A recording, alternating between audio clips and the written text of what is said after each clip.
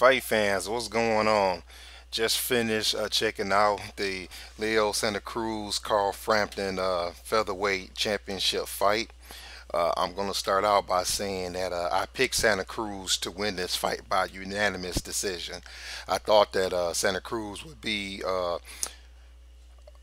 I would say more active, and that might sound strange, even though, because it was a pretty action-packed fight. But what I mean is that I thought he would go in like he usually does, pumping the jab with right hands behind it, throwing punches from all kind of crazy angles, and because of his height and his reach, he would keep Carl Frampton, uh, on the outside more. Where Frampton couldn't use his boxing skills, but Santa Cruz could. Before the fight, I remember saying that the only way that I thought Frampton would win this fight is if he was able to fight on the inside. Kind of shorten up Santa Cruz punches, take some of the steam off of him, and punch between his punches, which is exactly what Frampton did. He countered. He threw that right uppercut that landed almost every time he threw it. He would throw a right hand over top, and then when he missed, he would immediately follow it up with a jab. He just really did a good job working the inside of Leo Santa Cruz, punching between his punches. And dare I say it, but in my opinion, I thought that Carl Frampton looked pretty slick in there.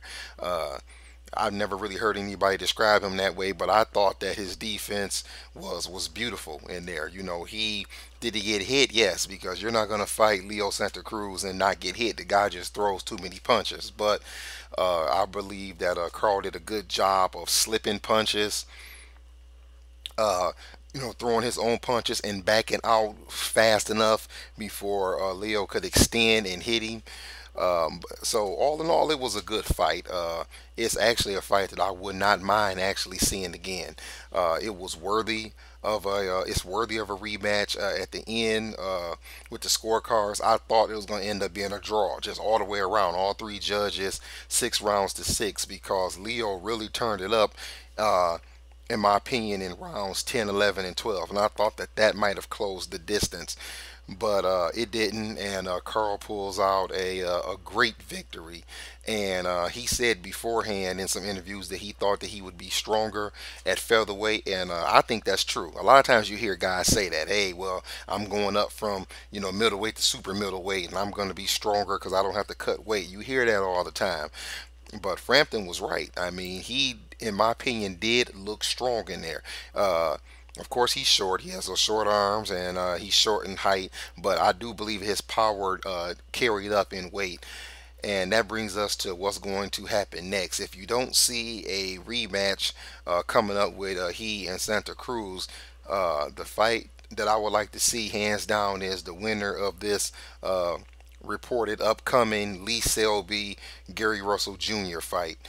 That's the fight that I would love to see Frampton in next. And even though I'm not going to make a pick yet in that fight, I really think that a matchup between he and Gary Russell would be great, because it's two guys. They're just about the same height. They both have those short dinosaur arms, and they both have pretty good speed. So that's the fight that would really make sense. But if Selby wins that fight, you're talking about a big fight over there in the UK.